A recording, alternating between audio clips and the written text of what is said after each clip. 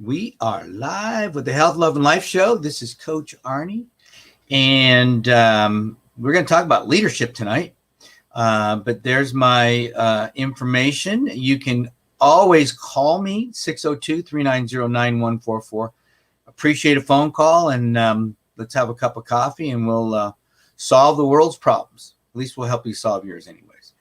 But, yeah, and also my Epic Adventures was a big part of what I'm doing as far as helping companies grow and find great people so they can do epic things. And that's what Epic Adventures is all about, getting people out there in the real world and just to do amazing things.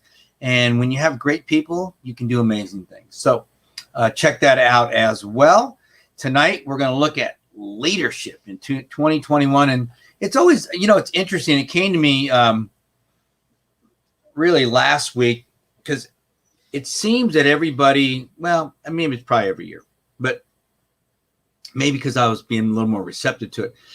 Everybody, a lot of especially big name coaches are all talking about leadership. And, it's one of those things that sometimes comes naturally and other times it doesn't.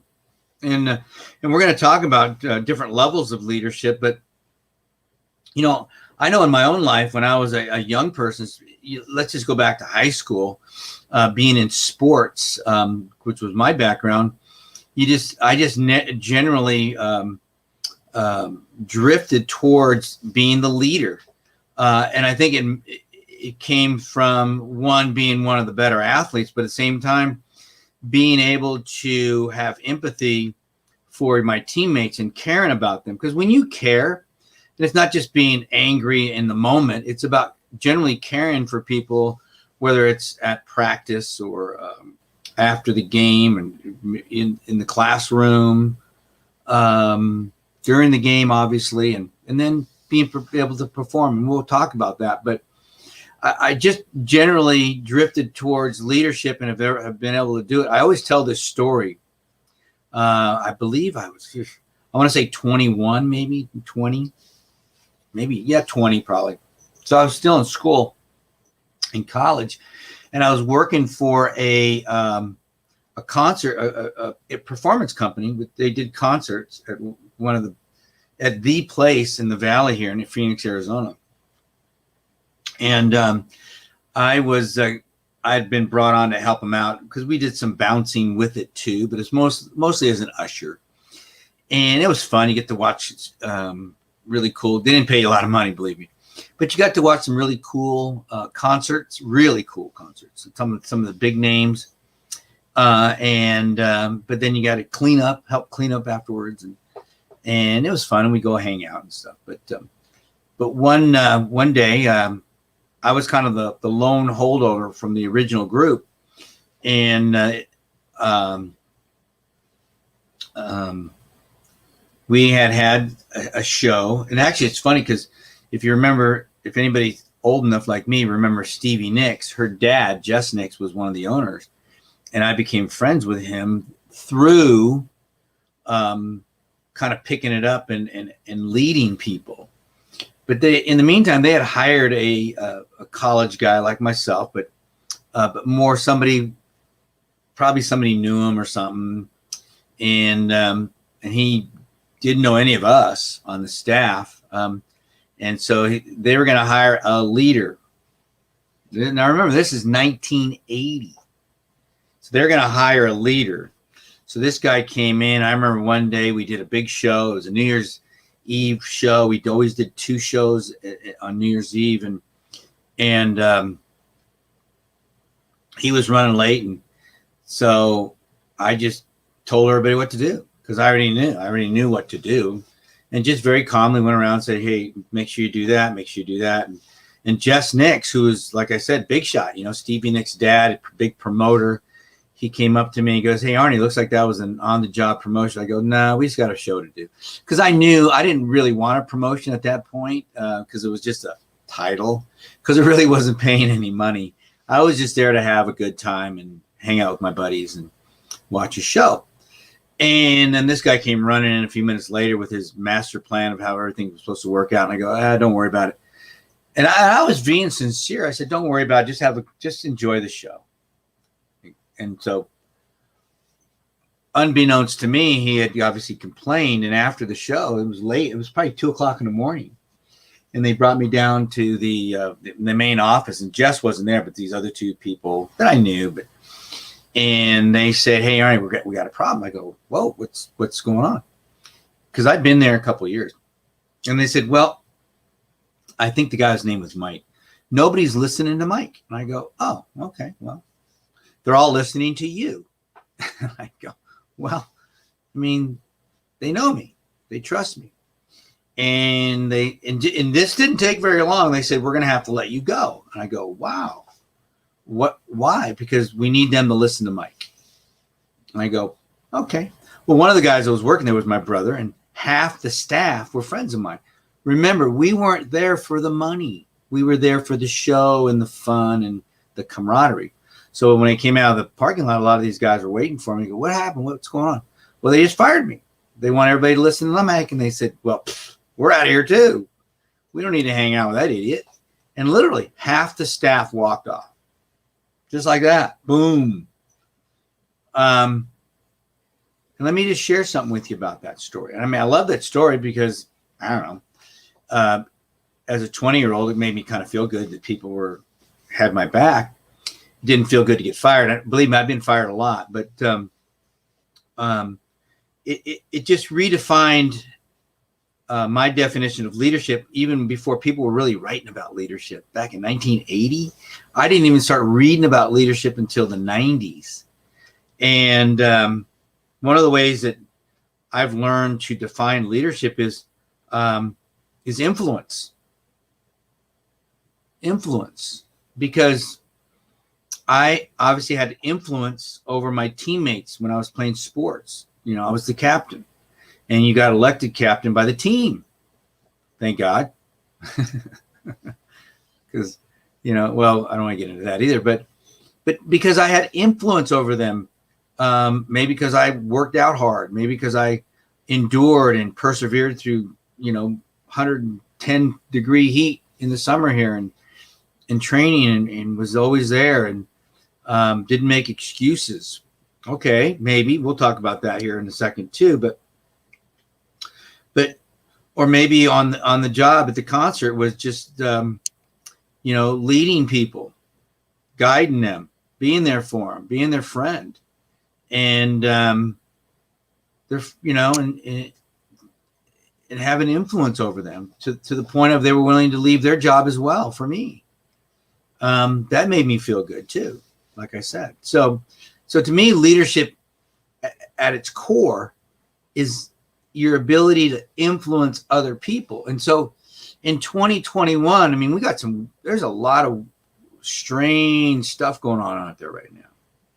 And I was doing some research on this, and some of the stuff I was reading on leadership was like, I don't know where they're coming out with this, but I mean, some people are writing about this stuff, but as I talk to managers and other people that are dealing with, different age groups now, millennials, Gen Z, all the different ages that, that you have in the office, baby boomers, Gen X, they're frustrated. They're frustrated. And so I'm going to go through a couple things here before we get into some of the meat here on leadership is that, especially in 2021, we're being caught flat-footed, it seems like a lot of times. I mean, I'm just guilty as the rest. And a lot of people are good when they kind of see it coming because they can plan. They're good at that. I'm not, but I'm good at moving on my feet. And so there will be another crisis, whether it's a virus or some other kind of crisis. There will be another crisis. And how are you as a leader able to pivot, move quickly, do things you need to do to help people? And it's not always the guy with the name tag. It might be the nerd on the last computer terminal. I don't know who steps up.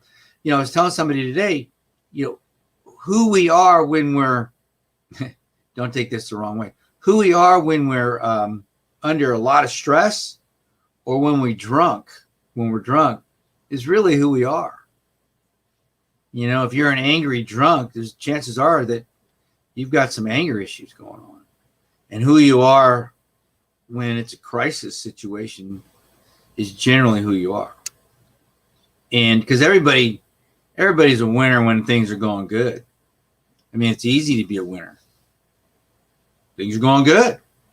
So that next crisis is a barometer that we have to kind of be aware of that's coming. And do you have the right people on your team, or are you the right person to deal with that? Are there things that you need to work on in your own self-leadership or self-analysis? Because that's kind of where it all starts anyways. The next thing is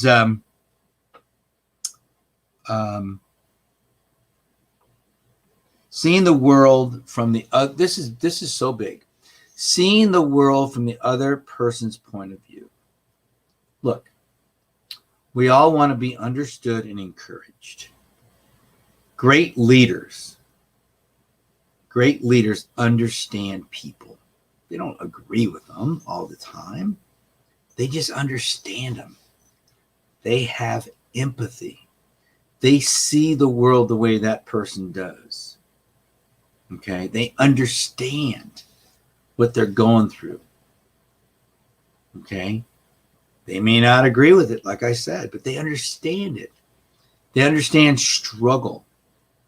And they're empathetic about it. And that's important because a lot of people, especially young people, are looking for that in leadership.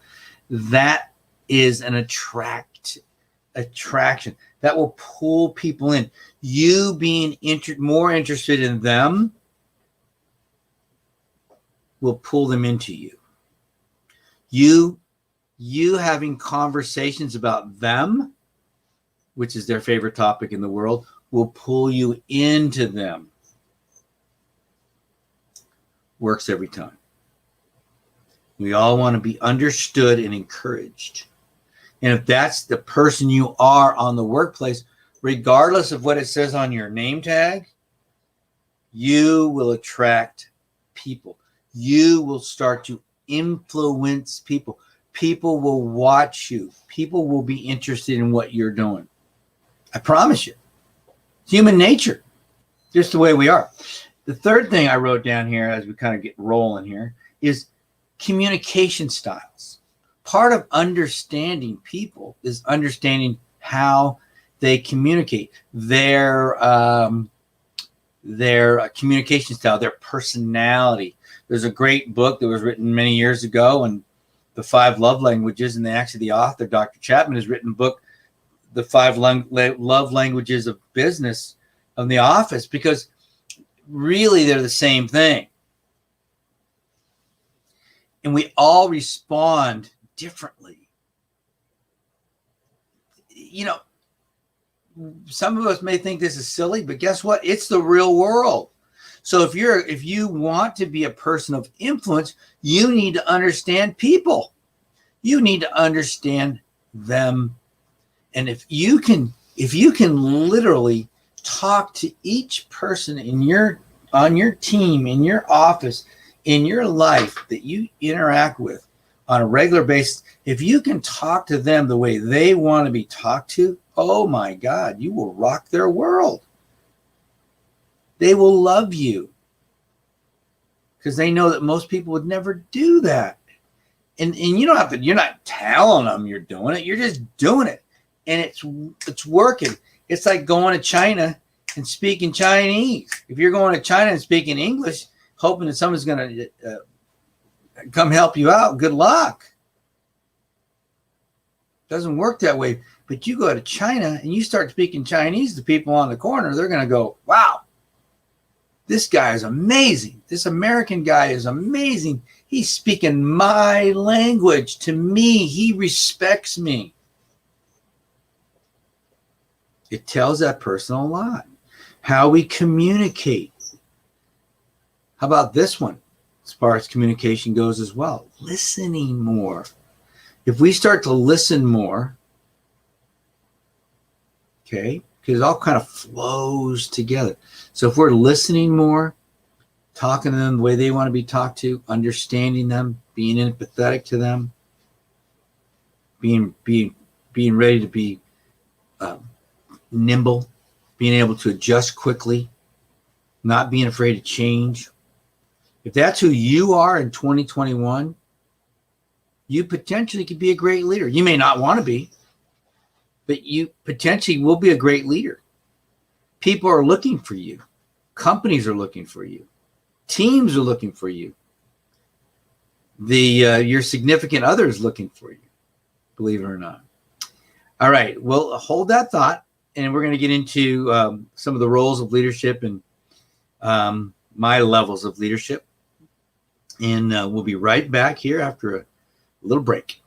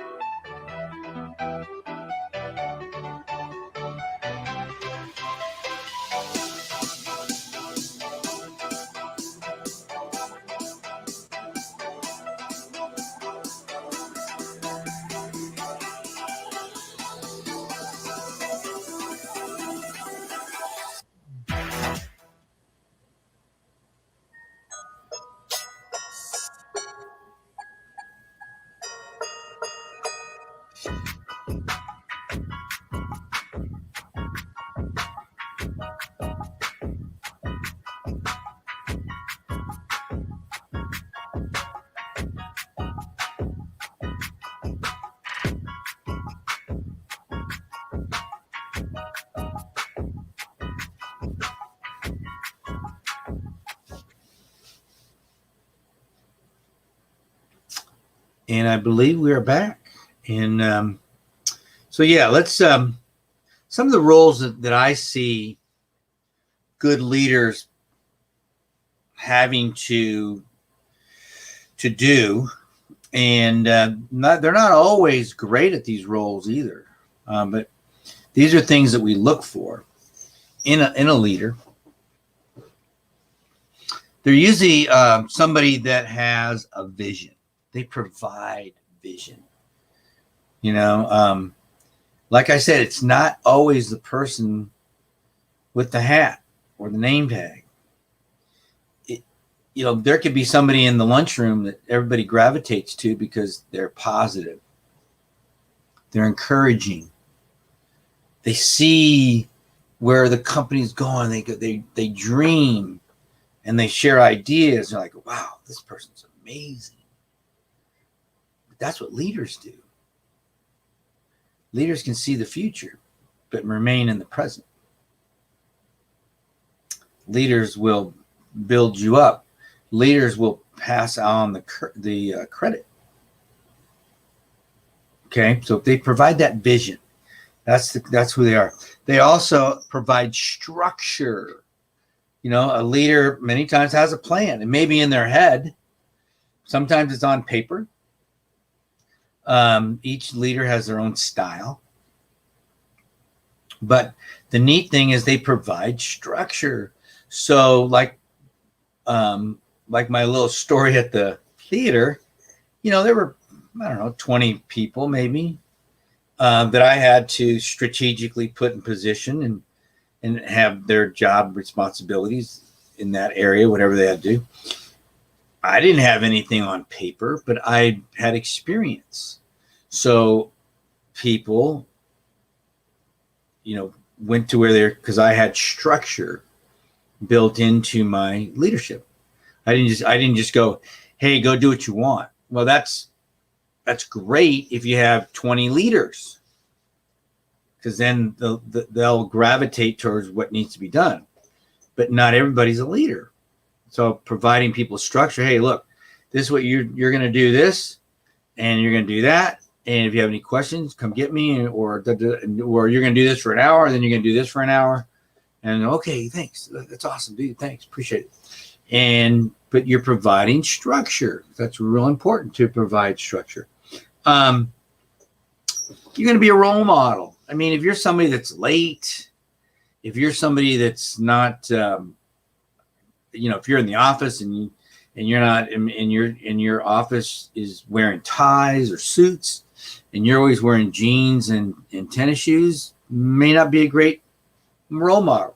If you're, to me, time management is big, but if you're able to show what people are supposed to do, if you're, like I said, be on time, make your calls, run the meeting, listen to people, whatever the job description might be, people are watching you. It's kind of like being a parent. If you have young children, they're watching you. That's why it's so important to have your young children around good people, because that's where they pick up, they learn things. They learn how to have great habits, okay? By watching. Your employees, your team will do the same thing. If they're seeing you moaning and groaning and complaining and blaming, guess what? Be on the lookout, because it's coming. They're going to be complaining and blaming to you too, because that's what you do. So be that role model. Being a role model is huge. It's big. It carries a lot of weight, a lot of responsibility, and a great football coach. It's always yelling and hollering before practice, after practice, during a game, in the game. It's not a good role model. I mean, there are times when you get a little fired up, but there are other times when you have to be loving and encouraging. Okay, it's a skill. It can be learned as well. So be that role model. Be that role model. It's super important. Inspirational and motivation. By telling stories like I did earlier, by doing it. Doing it doesn't just mean if you're making the most sales, even though that is a way to inspire, but it's also how you handle people, how you deal with your own stuff, and how you treat people as well. Not just handle, but treat them. How you talk to people, how you talk to customers. That will inspire and motivate people on your team. Because if you don't treat people well, people see that as well too. And there's a good chance, even though it may not show right away, that your numbers will fall down. Your numbers will fall. So inspiration, motivation are big. They really are. This is a good one. This has to do with ego. I've always been blessed in this area. Being able to delegate responsibilities to individuals, trusting them. Now, one of the things that I've had to learn, though, over the last, I want to say 20 years, is to do what I would call the Karate Kid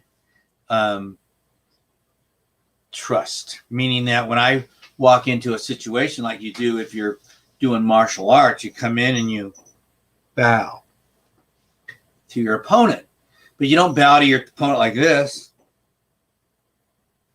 You bow to your opponent like this. Eyes up. You need to see what's going on. You need to be aware of your surroundings. Is somebody coming? Am I going to be blindsided here? Am I aware of my situations? And when you are able to do that, Now you can delegate because you're confident. You're not going to delegate to people that you're not confident in, because then you would worry. Okay. So hopefully through what you do as a leader, by training and helping, encouraging people, you have people then that you can delegate to help the team. And when you delegate in a way that's trusting them, that's also encouraging them, because you're not micromanaging them. You're saying, hey, look, this is what we're doing here. This is what I need you to do. I appreciate it. And they're going, wow, I can do that. And then my advice is the next day or whenever that situation's over, if things go well, you want to let that person know and compliment them that you appreciate what they did and how they did it. That's big, guys. You want to encourage the behavior you want to be continued. That's in any relationship. If you see something going on that's positive and good, you want to encourage that type of behavior. It's so easy to pick out all the knucklehead things. Are you kidding me? That would be a book for me. But so you don't want to do that. I mean, obviously, if it's something big, you want to address it. But when you can pick out, I mean, one of the drills that I use in a workshop is with your partner, especially, is find that one thing, maybe two, one for sure, one thing that your partner is doing right, or I like to say it, catch them doing good, and then make a big deal about it. And they'll go, wow, didn't know it was that big of a deal. And I promise you, you start doing that on a regular basis, you start encouraging good behavior, you'll be surprised. Everybody, I shouldn't say everybody, a lot of people like those kind words said about them. They really do. More than half the population feeds on that. But everybody really likes it. But some really like it. So by you encouraging good behavior, there's a great chance it will be repeated. Yeah, it's that simple. So yeah, that's a big one. Delegating, trusting, giving people responsibility, big stuff. Time management. How are you at managing your time? If you can't manage your time, maybe your expectations for your team aren't going to be as well as good.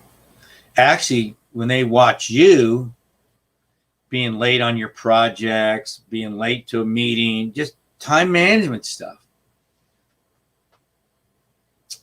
they're watching you. But that goes back to being a role model, doesn't it? They're watching you. But time management is big, especially, like I said, when it comes to projects and other things that we're trying to do. It's important for you to pay attention to this. So time management is a big deal. Time management is a big deal. All right, now what I want to do here is I want to run through 5 different levels of leadership. Okay. And like I said earlier, leadership is influence. How we influence others determines what kind of leader we are. If not, you're just out taking a walk. Ever thought of that? If you got nobody following you, you're just taking a walk. But if you've influenced a lot of people in your life, you got a conga line going. We all want to get a conga line going. The right way. The right way. Through influence. Positive influence. So the first level of leadership is what I call positional. And it's the lowest form of leadership there is. We've been talking about it a little bit here and there. Lowest form. It's somebody has a tag or a helmet or a hat or something that says, I'm a leader. Well, no, you're not. Now, you may be on your paycheck and you may be on your job title, but if you can't influence other people, then you're just out taking a walk. You're just out. But a lot of people, I had a therapist that worked for me a long time ago, and all he wanted was that title. He wanted to be large and in charge. Well, he didn't last that long because he was leading nobody. Nobody followed him, but he had a title. Level 1, positional, lowest form there is. Then you have level 2, which is they give you permission. People follow because they want to. They like you. You're a good guy. You encourage them. You're happy. Maybe you're a sharp dresser. I don't know. But they want to follow you. They've given you permission to lead them. Okay. Maybe you're good on the softball team or something. Well, who knows? I don't know. Maybe they're a female and you're a male and you're attracted to them. I don't know. But I know this.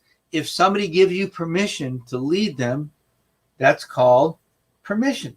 It's a form of leadership. And it happens a lot. Look around your office. Promise you. Level 3, which is the third rung up, is production. This is probably one of the most common ways that leaderships earn that title, because they produce. They make a lot of phone calls. They make a lot of sales. They hit a lot of home runs. They steal a lot of bases. They score touchdowns. They're a leader. You want to hang around them because of what they do. And sometimes that's good. Sometimes it's not. Sometimes it's not. But leadership through production is probably the most common. A lot of people get promoted because of their production. It's common. Okay. So the fourth now is people development, meaning that people follow because of what they've done for you. So if you're a leader and you're encouraging, you're helping, you're teaching, you're some new skills, you're hanging out with them, you're making them feel safe, all these things, that's a form of leadership. And I promise you, people will follow you if you're feeding them like that. If you're feeding their love languages, if you're feeding their personalities, they will follow you because that's so important to them that somebody's giving them attention. Look, most people do things in their lives for attention. If you're just doling it out, people are going to follow you. I promise you. They will follow you if you're one of those guys or ladies that just gives out the attention like that. Because we're all looking for it. We're all looking for it. Somebody compliments you on your haircut, your dress, your shirt, your tie, your shoes, how good you are at this, how good you are at that. If you're a guy, you puff your chest up. If you're a lady, you're like feeling good. Because we all want to be told that. The last level, the highest level is what we would call a pinnacle, the top. That's because people will follow you because of who you are, your reputation. They're going to follow you because who you are. They know you. And they'll follow you. Because that trust, production, everything's built into that. That's your brand. They're going to follow you because it's your brand. People go to Pizza Hut because it's pizza. So that is probably the highest form of leadership there is people will just follow you because of who you are. And you have to earn that. You have to earn a reputation. You've all heard that before. You have to earn a reputation, and you could lose it. And when you do, those people generally don't come back. They generally don't come back. So those are 5 levels there. They're very important. And remember that just because you have a position doesn't make you a leader. What makes you a leader is influence. What makes you a leader is influence. You know, one of the things, I read a book many years ago called The 360-Degree Leader. I always loved it because of the way I kind of envision a 360-degree leader. See, because a lot of people that are great at something and they lead people, they're out in front so fast. They're running their own race, which is good. But if you're trying to build a team, if you get too far away from your team that you can't even reach back and touch them anymore, you're flying solo. That's fine. But if you have a team of 10 people, 5 people, or whatever it might be, and you can reach back and touch them, encourage them, love on them, you know, all of a sudden you might have 5 or 10 people producing for you. That's important. And you don't get there by running way out in front of them. All right, guys, whenever you get around to it, catch up with me. No. So a 360-degree leader is ahead, but they're close enough to their team all around them to encourage them, to love on them, to develop them, help them. We want help. People want help. You know, I want to talk about, just for a minute or so here, it's a concept that I got from a guy who's a psychiatrist. Well, he's got a PhD in psychology, but does a lot of stuff with shooting and stuff and trauma. And it has to do with, and it's funny, when I Googled this, it was amazing what came up. It has to do with farmers and hunters. Because not everybody's a leader. Now, and I don't want to say that you have to be a dynamic, charismatic, rah kind of guy for lead. A lot of times leaders are just quiet people that just get things done. And they're there for you. You come talk to them, they'll give you, they may not get in, they may not run their mouth like I do, but they're there. They give you a couple words, statement, and send you on your way. Because like I said, most people aren't leaders. Because see, in our population, maybe 10%, and I'm shooting high there, are what I call hunters. Those are people that get bored easy. They might even be classified as ADHD.